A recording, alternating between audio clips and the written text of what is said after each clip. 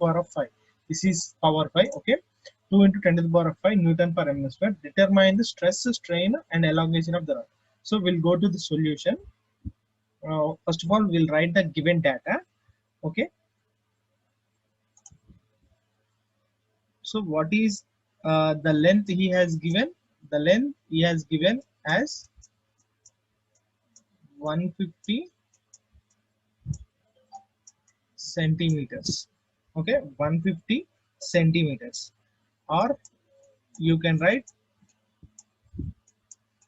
1500 mm.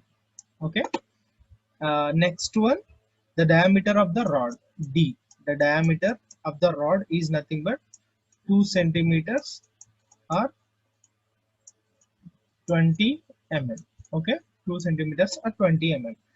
Then he has given mentioned a axial pull of 20 kilonewtons. Okay, 20 kilonewtons, or you can multiply with 1000, you can write 2000, 20,000 newtons. Okay, then after he has mentioned also the Young's modulus of the material. Young's modulus of the material as 2 into 10 to the power of 5 Newton per mm square. So he has given this in Newton per mm square. So it is better to convert all the units in newtons, whichever applicable to newtons as newtons, and whichever applicable to mm square as mm square. So this is it belongs to centimeters or mm. So we'll take this 1500 as mm and 20 mm, and this has 20,000 newtons. Okay, let's go to the solution. So what is the stress formula? What is the stress formula? Stress formula is nothing but force by area. Stress formula is nothing but force by area. So we can take it as, what is the force that is applying on that particular rod? It is nothing but P by area of the rod. So we have diameter, so we can easily find the area of the rod. So what is the force here? 20,000. 20,000 by area, pi by 4 d square. D is nothing but 20. So this is the area. So the solution for this particular 2000 by pi by 4 20 square, you can calculate in with your calculators. So in our case the value is 63.662. I have solution, so I am writing directly Newton per mm square. Okay, this is Newton per mm square. So next what he asked? The strain. Okay, the strain also he has asked. So we have a formula. Strain is nothing but change in dimension by original dimension, and also we can say that strain is and also we can say that Young's modulus equals to stress by strain. We have stress and we can easily find the strain, and we have Young's modulus. So so here I'll write strain. Strain is nothing but change in dimension by original dimension. And also we can write Young's modulus equals to stress by strain.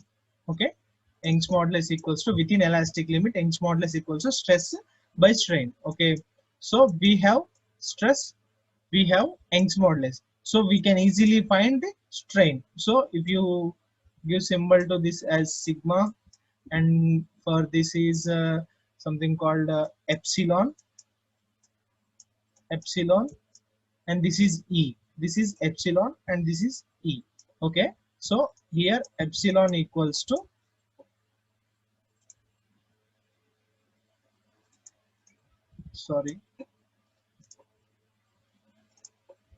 here epsilon equals to sigma by E. Okay, what is the value of sigma we got? 63.662 63.662 by 2 into 10 to the power of 5. So we'll get the value 0.0000318 0.000318 mm. So sorry, this strain doesn't have any units, so don't write any units. So mm by, or else you can write by mm,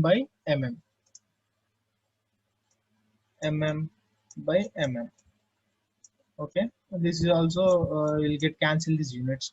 So next one what he asked, the elongation is obtained by using the elongation is obtained.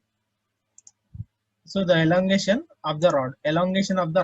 So what is he is directly saying?